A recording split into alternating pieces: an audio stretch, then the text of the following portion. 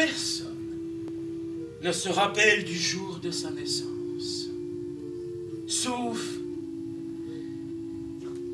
Mildiou. Mildiou. Voilà l'histoire authentique, extraordinaire, véridique de Mildiou, l'enfant fabriqué dans un champ de patates. Ce jour-là, le jour de sa naissance, sa mère avait pris sa mobilette pour aller au village.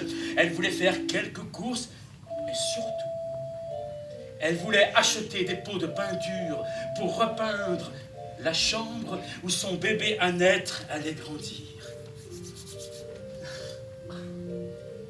Jacqueline, la maman, elle espérait en secret avoir une fille parce qu'elle avait déjà un garçon qui s'appelait Nino. La voilà qui rentre dans le magasin, qui fait ses courses et vite, au moment où elle ressort, où elle va pour reprendre sa mobilette,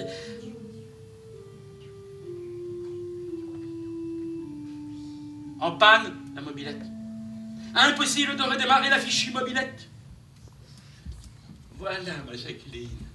Allez, pousse. Allez, pousse, Jacqueline. Mais pousse, Jacqueline. Allez, ma Jacqueline, dis. Hein? Allez, pousse. Dis-moi, Jacqueline. Qu'est-ce que tu voudrais comme deuxième enfant après Nino?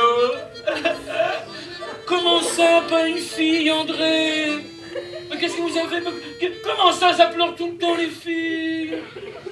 Ben, vous avez vu ça, pas plus que les garçons, vous savez. T'occupe pas de ce qu'il dit. Allez, vas-y, pousse, ma Jacqueline. Allez, pousse encore. Allez, ça va venir. Et dis-moi, Jacqueline, et celui-là, vous l'avez fait quand? Drôle de départ dans la vie.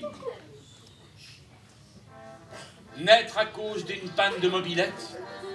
Recevoir comme prénom Mildiou, le nom d'une maladie qui s'attaque aux tomates, aux patates et qui leur fait perdre leurs feuilles. Je ne sais pas ce que vous en pensez, on aurait quand même pu lui trouver un prénom beaucoup plus joli. Je ne sais pas, moi, on aurait pu l'appeler Brandon, ou alors Kevin, ou alors Stevie. Mais non, pas question. Mildiou, monte dans l'arbre.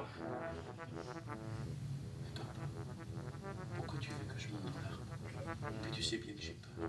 Pose pas de questions, monte dans l'arbre, je te dis. Allez. T'es trop gros, c'est pour ça qu'il n'arrive pas.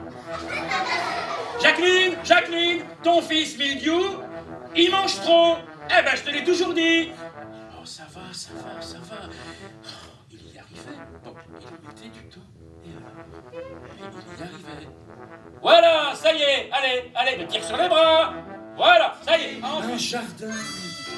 Et puis elle a dessiné des gens qui arrivaient pour la voir. Elle a dessiné un sentier qui descendait jusqu'à la forêt. Et puis ensuite, peut-être, elle s'est occupée de l'intérieur de la maison. Et pour commencer, elle a dessiné une immense table pour recevoir plein de monde à manger.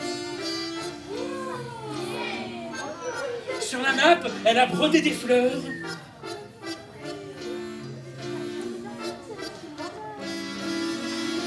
De chaque côté, elle a mis des chaises, bien sûr, toutes dorées.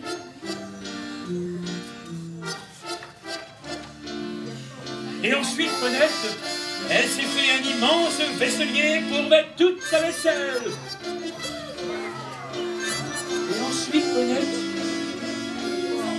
elle s'est rendue compte qu'il est resté juste assez de place pour mettre un grand taureau.